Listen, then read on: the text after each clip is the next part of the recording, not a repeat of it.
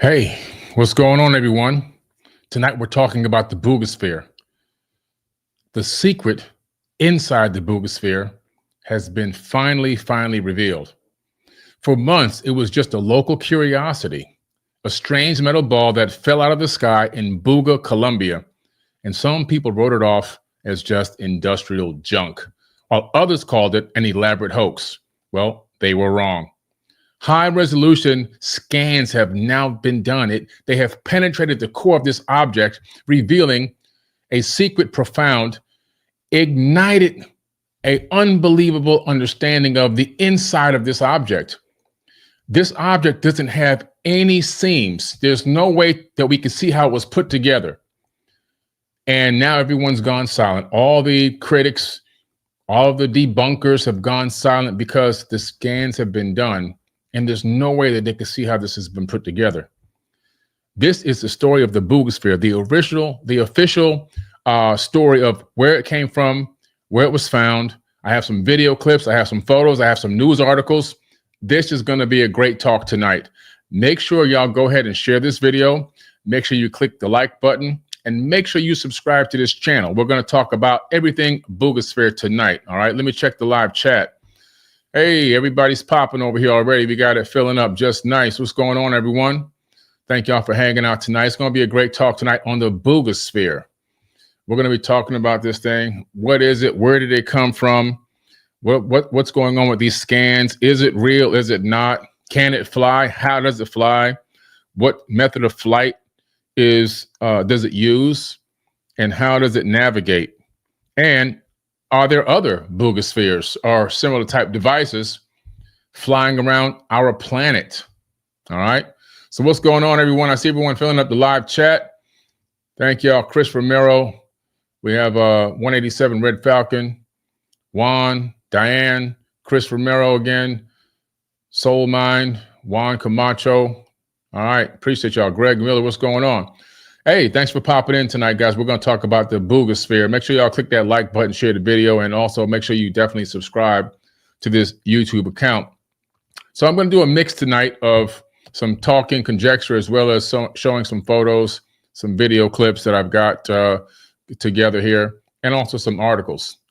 So we can talk about this Buga Sphere because it's a really amazing object that was discovered and picked up by civilians. In other words, the military doesn't have their hands on this thing yet. For the first time, we actually have something in our possession that we can research and investigate without the military getting their dirty hands on it and having it swept away into some black budget underground base, some dumb, deep underground base, right?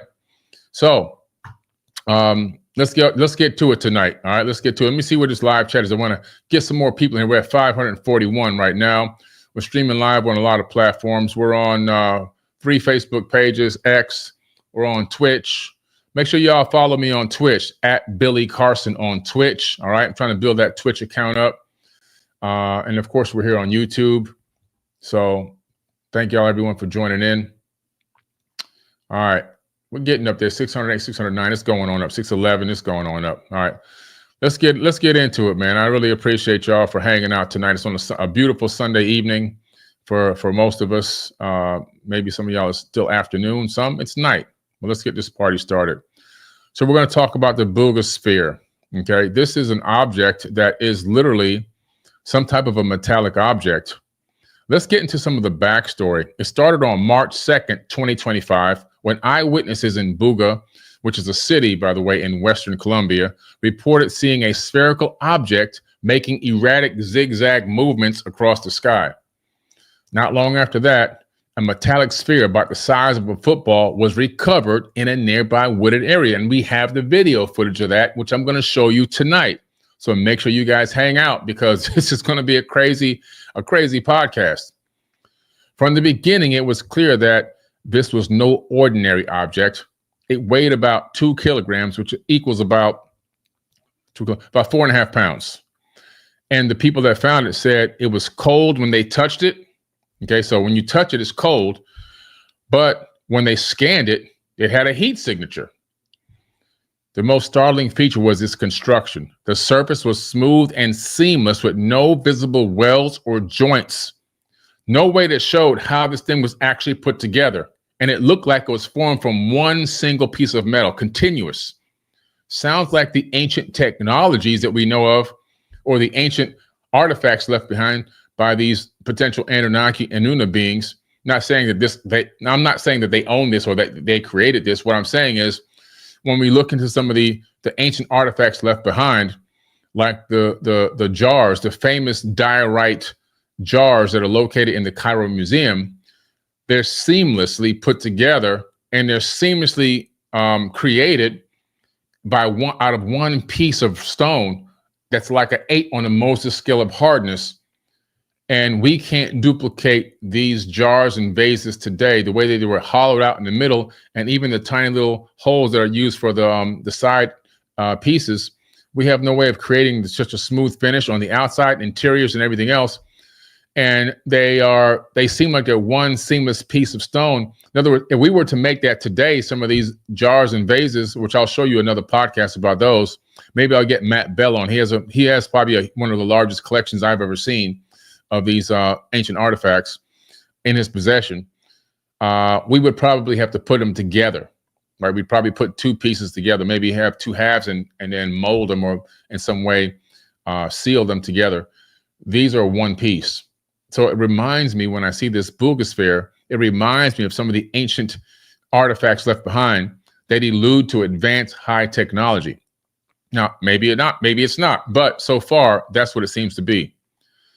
The surface of, the surface of this thing is smooth, like super smooth.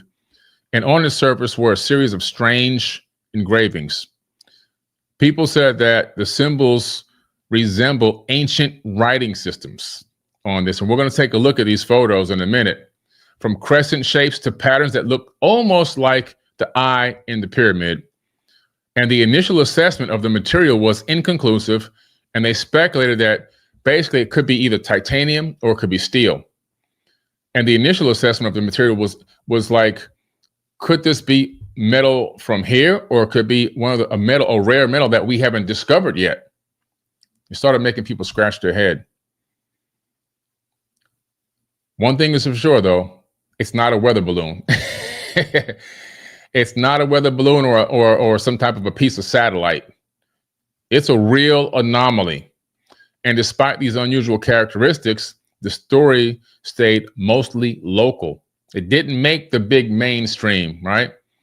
Why is that? Why do they keep it quiet? Since they didn't have it in their possession, they didn't make a lot of big noise about it. It's another piece of high strangeness in a country known for UFO hotspots. And I guess potentially the U.S. government probably couldn't just go and invade Colombia and risk some type of international outcry to steal this thing. So they didn't do it. Maybe not yet. All right. It's pretty crazy. The scans of this thing came in, and it's making people scratch their head. It was handed over to a team of researchers for analysis. And this is where the story kind of shifts from local curiosity into true scientific enigma. The team, led by radiographer Jose Luis Velasquez, he hit the sphere with a series of X-ray and high-resolution CT scans, hoping to understand its composition and its internal structure. What they found was completely unexpected. The sphere wasn't hollow. It was a single solid object, and it was like a container. They said the scans revealed a hidden core shielded by multiple perfectly engineered layers.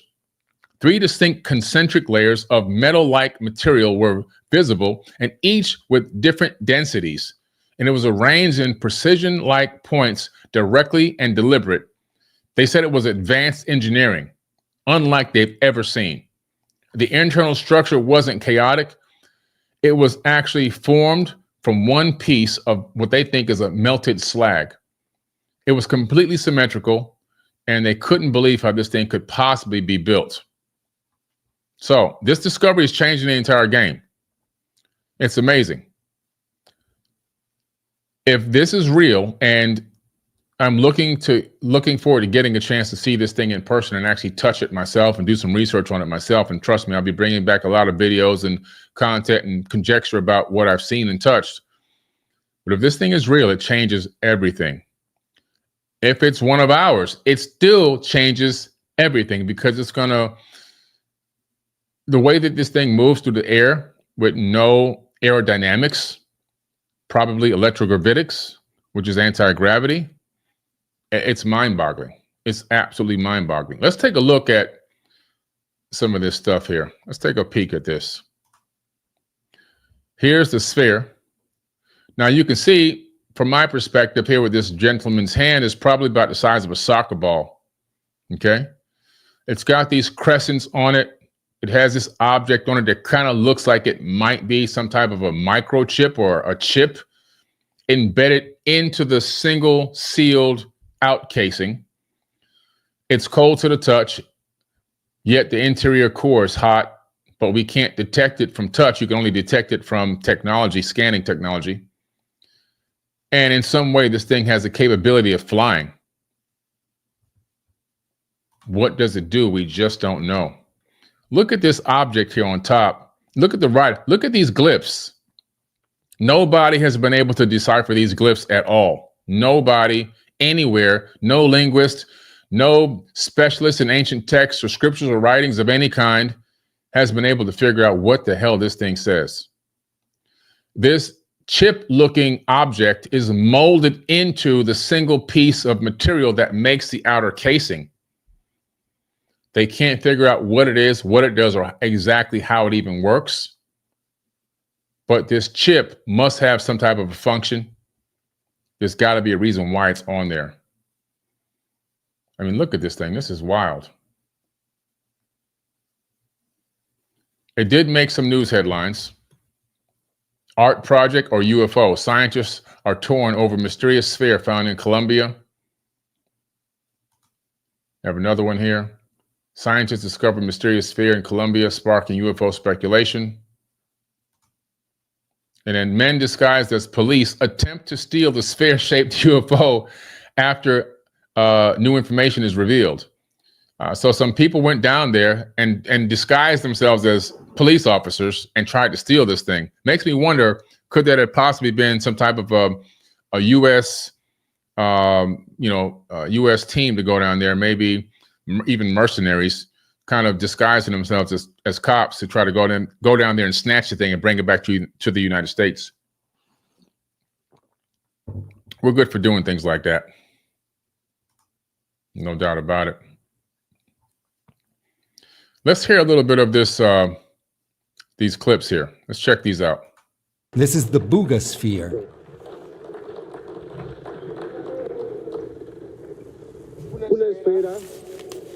It's a sphere that is in hands of civil society for the first time. It was filmed while it was levitating over the city of Buga in Colombia, very close to Cali. And that fortunately, the people who were filming this sphere saw it descend just a few feet away, and they were able to recover it. They went over to the spot and picked it up. And that's how we know that there's no doubt whatsoever that it's the same sphere that was filmed. It's a sphere that has been tested preliminarily in Mexico by scientists, Mexican scientists. I would like to clear that Rodolfo Garrido, who's an engineer, dual engineers from the University of Mexico. I would like to clear up that David Avila nor Rodolfo Garrido actively work at the UNAM right now, but they are high-level investigators. And they're going to give the results that were done at the UNAM. But it's a before and it's an after. Because if we can extract this type of technology and reverse engineer it. So, I mean, they really have this object. This object is real. Now, whether it's made by the U.S. military industrial complex, whether it's made by DARPA, whether it's made by Lockheed Martin, Northrop Grumman, or any of these other black budget programs, or Boston Dynamics. There's so many potential man-made facilities that are producing different types of advanced technologies, black budget technologies, tech that goes with no congressional oversight, that really is, need to know basis only. However, the location where this thing was found, it's kind of strange, because if you have this type of technology, why would you have it flying over a rural area in Colombia where any farmer can just pick it up or check it out? It almost seems as if this type of stuff will be tested out in the middle of nowhere, like in a desert area, somewhere where you can have some type of recognizance and be able to get to it in a timely fashion, versus have this thing just hanging around in Colombia where you can't really access it. You can't really just bring a full military in to recover this thing. It's kind of strange. It's just kind of strange that it's there. If it's one of ours, there are so many places that we have the capability of testing outside of anyone's eyeballs. No eyeballs can see it. Nobody can interact, see it, touch it, witness it. There's so many places to do this at. I'm just kind of curious as to why this thing is found in this particular area. It just doesn't make any sense. So could it be another government's technological object? And if it is, why is it hanging over Colombia, in the where people have farms and so forth? It's just kind of strange. It really is strange. Let's check out another video that was filmed by Maria Bedoya, who went out to feed her cattle. Can we have sound on the video, please? We got sound on the video?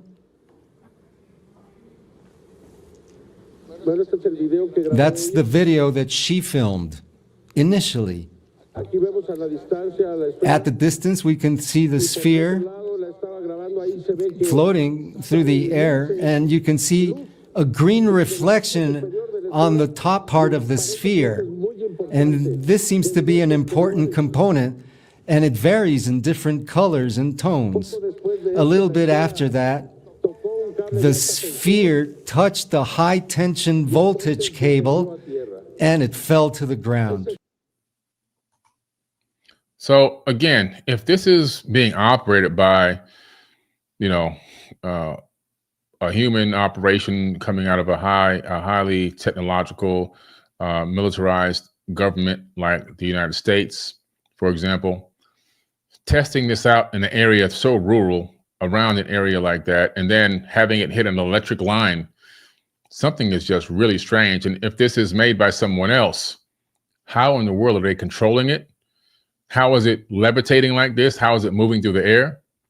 It's really, really, really interesting. And by the way, guys, if you're on any of my feeds and you're getting direct messages from people, okay, like there's a Will Up Fiancé, those are fake accounts, okay? So if somebody is messaging you on the live feed, no matter where you are, just realize that those are fake accounts, okay? Like here's a fake account right here. This is not a real account. This is a fake person. Charles Kyler inboxed me. When people do this to you, just ignore them, okay? His name is Will Up Fiancé using a 19 keys fake. These are fake things. Just ignore those people because they're not real people. Don't fall for the craziness, all right? They just want to get you to inbox them so they can try to see if they'll make you buy crypto or something, okay? So don't fall for the foolishness. These people are not real.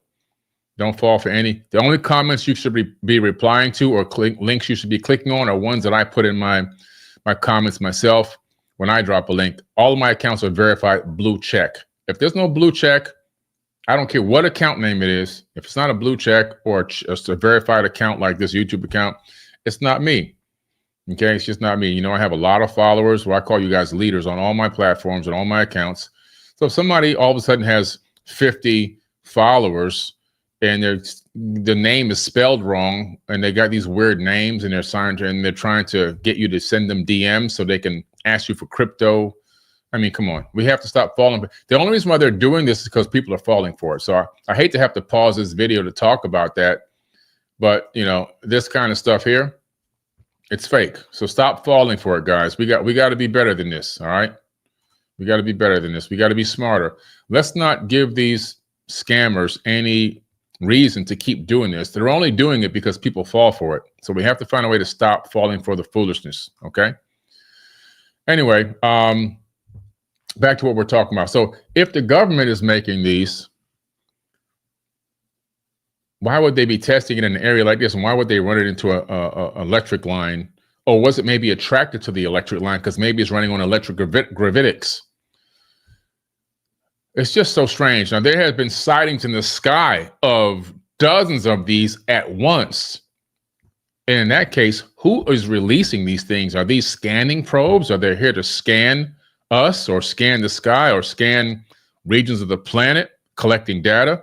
Are they experimental probes that are sent out to different areas to collect data and information? I don't know. Check this out. Dozens of these things.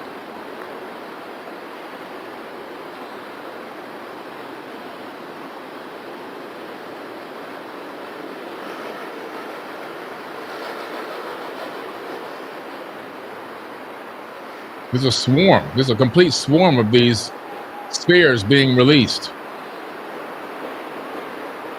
These aren't satellites, my friends. These are not Starlink satellites.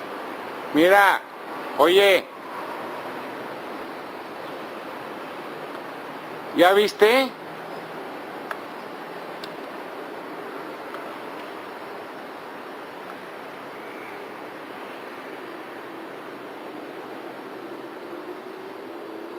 Oye. So could it be that these things have been released and been going around the planet for years, decades, collecting information, collecting data for whatever particular reason, and to what end, we don't really know? Could there be a potential agenda?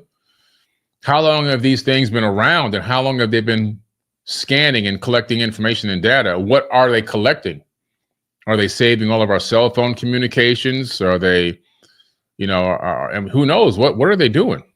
Are they scanning military facilities and addressing, assessing our capabilities here for a future arrival of somebody? Who knows? I mean, there's so many potentials, right? There's so many potential things that these things could be doing. It's mind-blowing that this is happening, and they're still talking about Diddy on TV. I don't get it. This should be like top news. I know it's been top. Gaia has done some work on this, and a lot of YouTube video out there about it. But like, this should be like on everything. This should be like a mainstream thing. I tried to get to it in Las Vegas before it was moved again, and I couldn't get to Las Vegas in time. I had an invitation to go check it out, and I just couldn't get there quick enough to see this thing in person. But I will get a chance to see it probably within the next 3 months, and get a chance to touch it as well. So I'm looking forward to that. Check this out. Synonym is Mario, who also lives in the same township of Buga.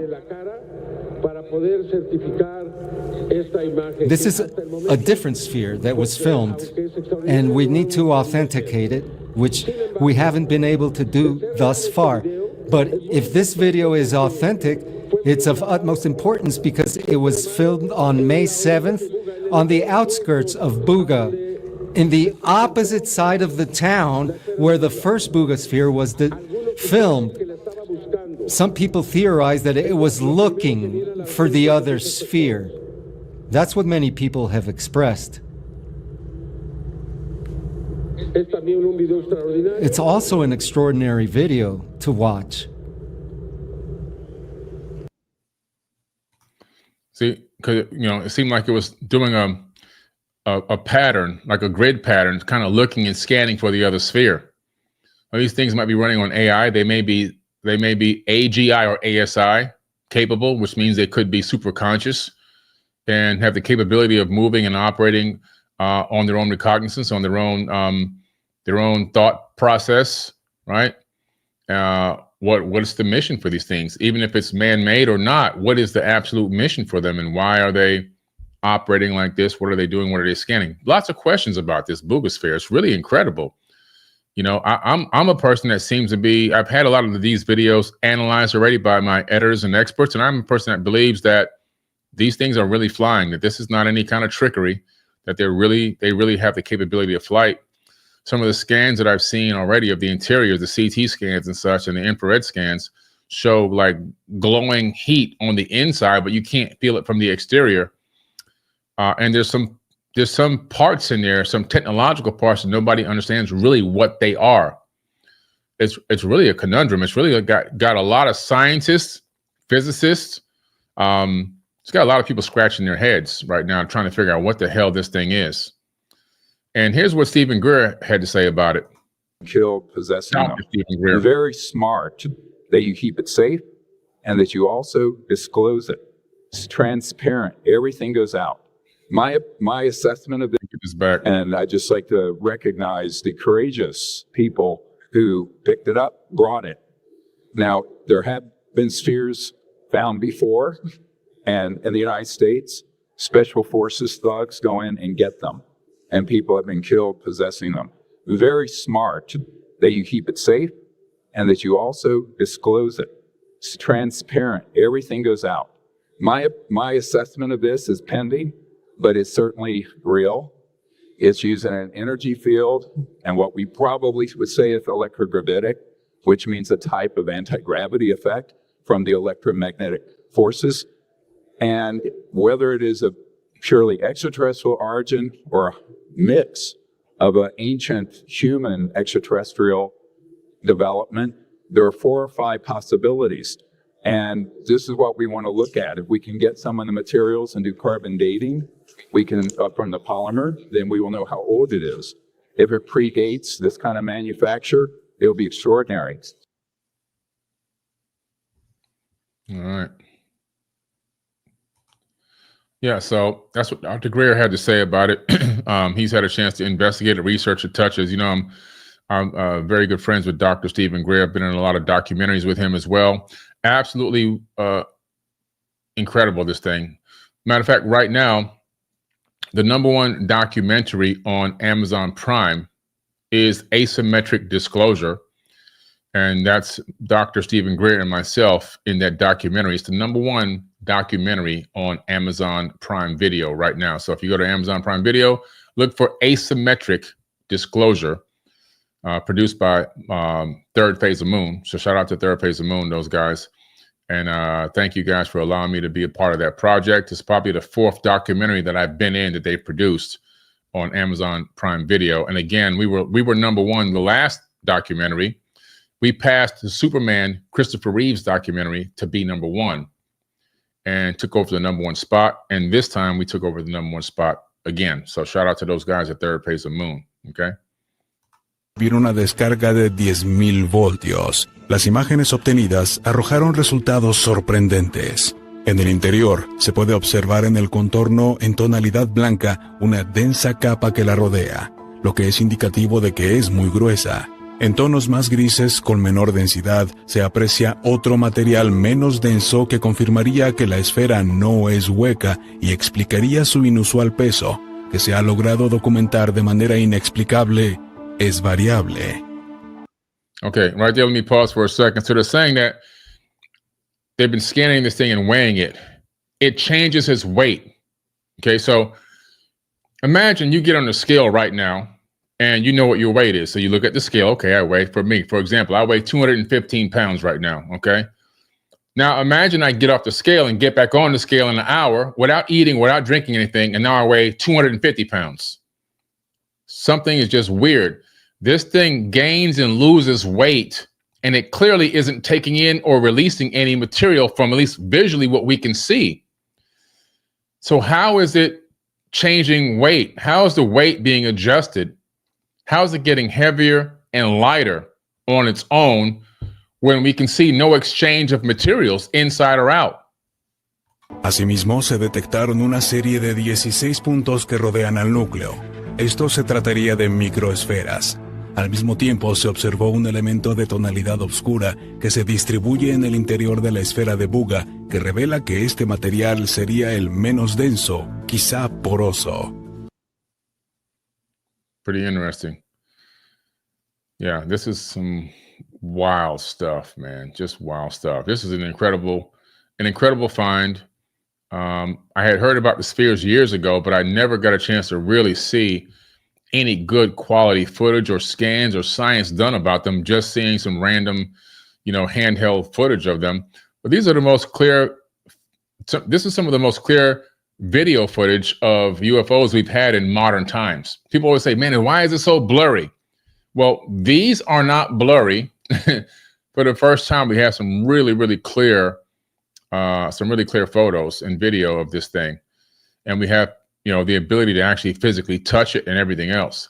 So I believe that my personal belief is that this object is made from super highly advanced technology that we would love to have as a civilization on this planet, because if we had this technology, it would probably create new tech for civilians that we can utilize in our everyday lives to make life easier.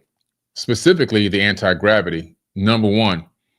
The electrogravitics, whatever method used for propulsion that this thing has, it would be very interesting to learn about that. The navigation capabilities, how it moves around. That one that was doing a grid pattern, what is someone transmitting to that, or is it doing a grid pattern on its own? Does it have AI, AGI, ASI built into it, to be able to maybe search for the other object? And how did it know the other object was missing?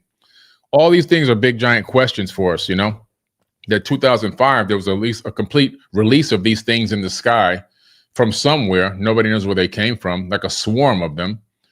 And there's even been these jellyfish type drones or whatever you want to call them picked up on military radar. Let me see if I can find one of those real quick, because even those are wild. Let me see if I can find one of those, the jellyfish ones. Can I find one of those? Hold on, let's see. This is some just crazy stuff, man. Let's see.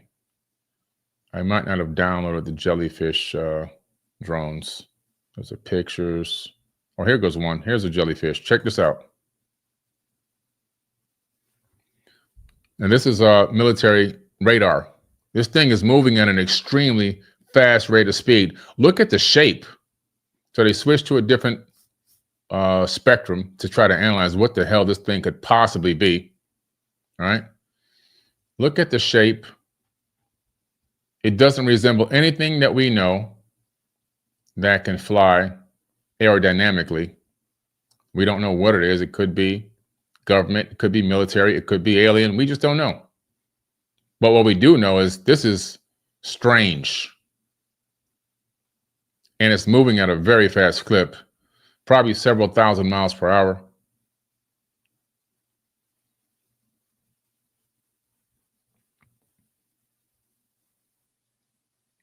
They call it the jellyfish because of the shape. But yeah, it's pretty interesting. Super high tech. When I went to the Space Symposium back in 2018 with TS clearance, sitting in the room with tech heads and gurus from private space, and hearing what they were saying about the technologies that they have and have already created. I can't tell you specifically what they were because of the clearance. So what I can tell you, though, is whatever you can imagine, they can build. Whatever you can think of, they've already done. If you can think of it, it's already been done in a laboratory, at least in a laboratory setting, at the very least. If you can think of portals technology, wormhole technology, with your Stargate tech. If you can think of time bending technologies, if you can think of laser beam weapons, if you can think of frequency weapons, I mean, whatever you can think of. If you can think of a spaceship that had the capability of traveling like Enterprise in Star Trek, utilizing a warp drive, creating a stable warp field. If you can think of that, there's a lot of stuff out there that that could possibly exist based on what you could think of. Let me put it that way. And traveling to the stars is not even an issue. They make it seem like it's a problem, very hard to do. Oh, there's a galaxy over here. It's it's 20 million light years away. Well, getting to galaxies might be difficult, even at light speeds, or even faster than light, FTL, faster than light. But getting to stars within the Milky Way galaxy, within this quadrant, not that difficult at all. If there's a star 3 light years away, we can get there. If there's a star 20 light years away, we can get there. And we can get back. They can do this through a warp drive. It's called an Albuquerque drive. And the Albuquerque drive, it uses a warp field. And what a warp field does, it allows you to move space, not travel through space. So your ship doesn't actually propel itself, because the faster you move through space, the more mass you gain, and the more mass you gain, the more energy you need to continue to propel. It's like it's a conundrum, right? So it keeps you from ever obtaining a high percentages of the speed of light. But if you want to travel to, and plus another problem is if you can obtain a percentage of the speed of light as you travel to a star that's even 1 light year away, when you come back, people on Earth have aged about, 70, 80 years. So if you travel to a star further than that light years away using propulsion technology and obtaining a percentage of the speed of light to travel there and get there, by the time you return, civilization has already been converted into stuff. You're talking about maybe potentially hundreds, maybe thousands of years have gone by because of time dilation. But if you can create a warp drive, then you can go and come back within the same timeline. Because what happens is in a warp drive, there's no propulsion. It's like if you can imagine a table and you put your spaceship in the center of the table. Imagine that the tablecloth on the table is space. And now if you put your spaceship on the table and you pull the tablecloth towards you, the ship will be moving toward you because space is moving, AKA the tablecloth. Well, if you take a specific type of energy in your ship and you project it from a field, you can shrink space in the front of the ship and expand it from the back. What's happening is the ship never leaves. It never goes anywhere. Space is moving. So you can move space. And by moving space, you're not violating the theory of relativity. Because you're not violating relativity, you can actually move multiples the speed of light, allowing you to travel to far stars and come back, and everything on Earth still be kind of quasi the same. There could be some dilation, but it won't be hundreds of years. It won't be thousands of years. You can get back within your civilization time period. You see, this is a warp drive technology. Anything you can think of, it already exists. So when we see this Buga Sphere and things like that, we don't know if they made it. We don't know if aliens made it. Who knows what it is. But it's a very interesting object. It really is an interesting object that should be studied a lot more. I'm glad they're doing scans and research on it, CT scans and everything else, and it's in the hands of people, civilians, not in the military, for now. Hopefully there's no secret break-in that steals it. This is just one of dozens that have been, seen over many, many decades. This is my first time seeing it up close and clear like this on video and photo. So I'm really interested in getting a chance to go down there and see it in person. I think it's, from what I see in its movements, it seems like some type of a device that gathers intel and data. Maybe it downloads information. Maybe it downloads data. It could be intercepting cell phone calls. It could be intercepting information from storage facilities or data facilities, or it could just be collecting basic information about general population density, civilization, elements, and ores and places on Earth that have raw materials underground like oil, and who knows? We don't know what this thing is doing, but it does look like more like a probe, something that's just collecting information and data. How it's changing its weight could be the fact that the electrogravitics are fluctuating. Maybe it's slightly broken after it touched that electric line and came down. So maybe it's electrogravitics. The true weight could be the heavier weight, but the electrogravitics are trying to reactivate, which is making it lighter because it's reversing the polarity of the object, right? So, and because giving a spin rate up on the atoms, which is making it much lighter. So it could be that it could be evidence or a sign that this object is actually broken or malfunctioning. The fact that it's getting heavier and lighter on its own. In other words, it's made to fly. It's made to be lighter than air, obviously, but in some way, it's broken. So, pretty cool stuff, man. Pretty cool stuff. I'm just as intrigued by it, but as everyone else.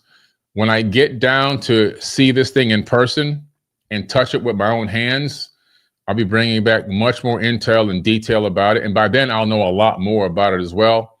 Get a chance to talk to some of the people that were involved in this thing, involved in recovering it, involved in studying it, involved in scanning it. I'm going to get all that intelligence, all that information, and make a real high quality, highly produced video, like a little mini documentary about it. Something that can be shared around and can be considered as extremely reliable information. Okay, so I want to check it out, and I'd love to see. I'd love to take my Geiger counter with me and see if it has any radiation, any higher than background level radiation coming off of it.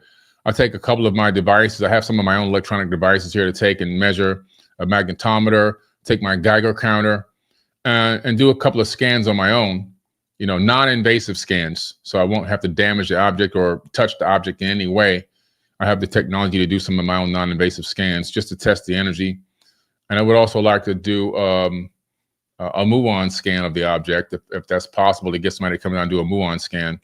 And I have another scan in mind, which I can't talk about here publicly, but I do have another scan in mind. And I got to talk to the parties involved in that technology to see if that can be done as well. So a lot of potential ways to take a look inside this thing and see what it really is and what it can do. So I'm looking forward to that. So I'll be bringing that back to y'all very soon, okay?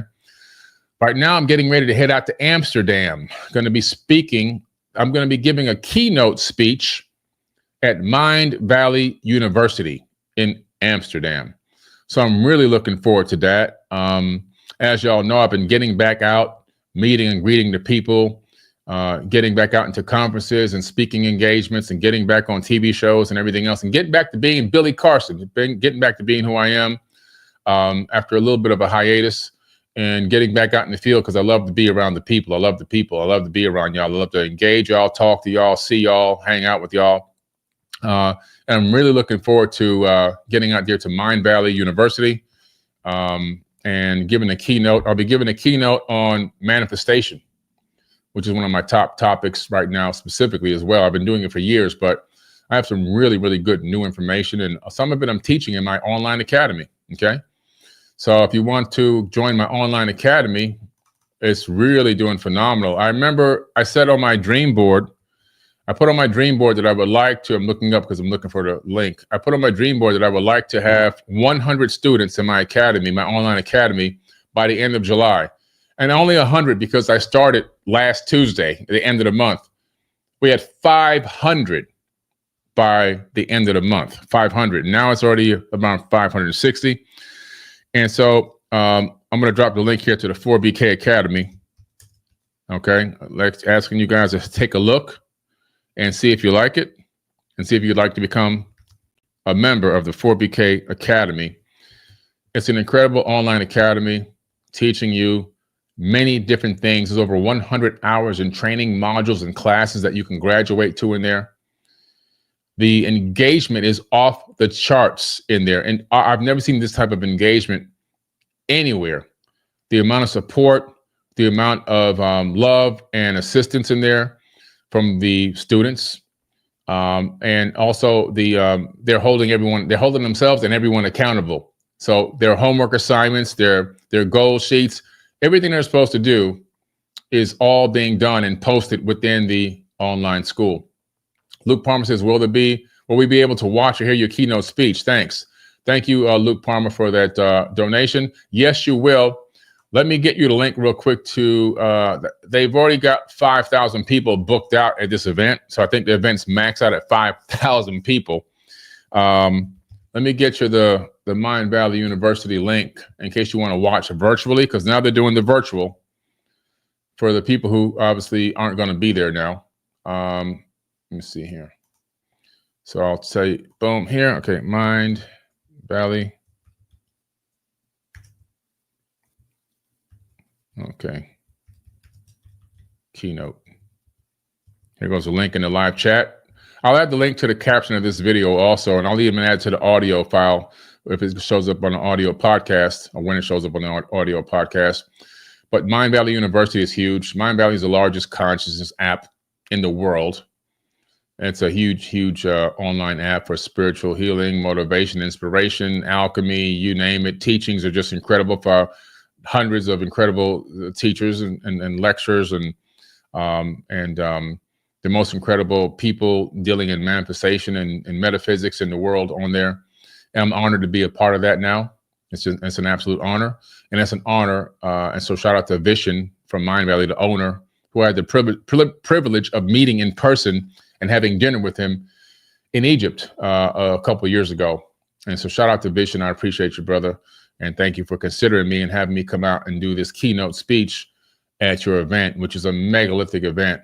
It's a black tie event too. I like high level events where you got to be dressed up. I just like getting dressed up. I'll be in a tuxedo and I'll be speaking to thousands of people and delivering a message that that I know. See how I caught myself there? Hope, no. See how this is all about what I teach, understanding how to catch yourself, being separate from your thoughts and being able to catch yourself and then recorrect yourself. I know this speech is going to be very powerful and impactful, and it's going to impact people in a very positive way. Love you for everything you do, my brother Billy. King MG, thank you, King. I appreciate you. Thank you. Love you too, brother. Love y'all. You could be a sister too, but love y'all. King, Queen, King. Love all of y'all. Okay, thank you. But the academy is where it's at. I'm just telling you, the Forbidden Knowledge Academy. I want you to go there and look at the actual testimonials from the people. We didn't even ask for these. These are voluntary testimonials. And I'm gonna drop the link again to the academy. Let me see if I can read one real quick before I let you guys go. Check this out. Here's one. Academy Commitment Declaration.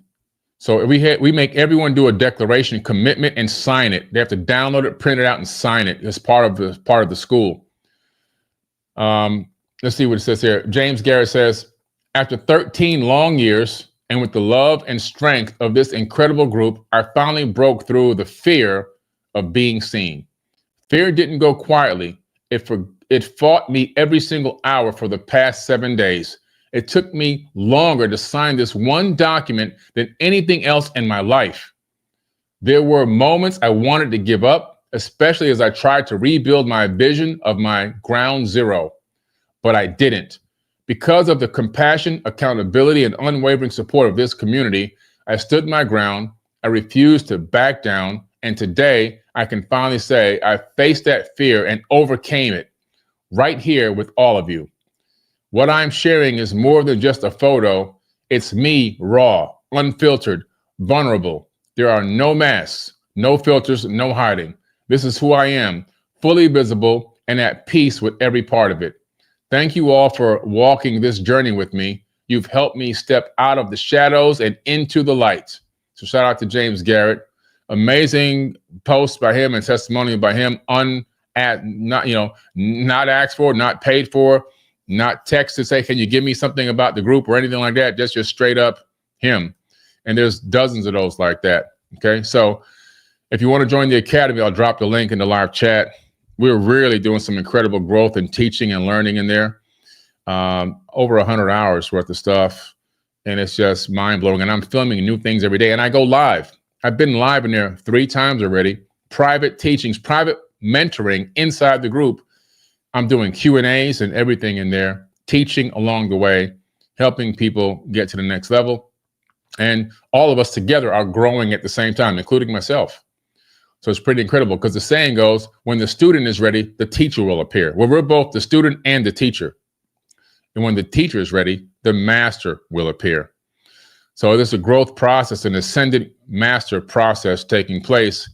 And in here, we're putting together all the tools needed for people to shift the paradigm on this planet and build also a legacy for themselves and their future generations. This is about getting on the abundance frequency and understanding how to navigate this matrix in a way that you've never seen or done before.